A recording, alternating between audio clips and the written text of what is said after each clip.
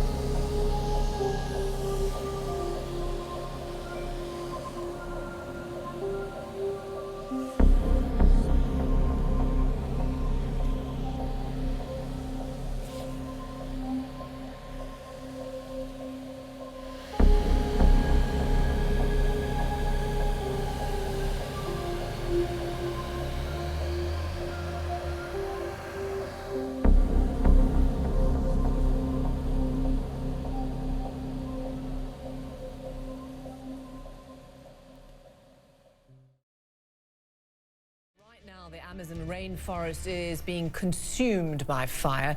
In fact, there's an 80% increase in fires just over the last year alone. And this comes, of course, after the hottest July our planet has ever seen. Could be ready to declare the Amazon is burning. in the Amazon a record rainforest, number of fires, over crisis 72,000, have been detected in the world's largest rainforest this year.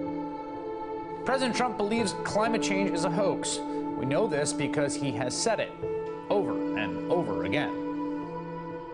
So Obama's talking about all of this with the global warming and that, and a lot of it's a hoax. It's a hoax. I mean, it's a money-making industry, okay?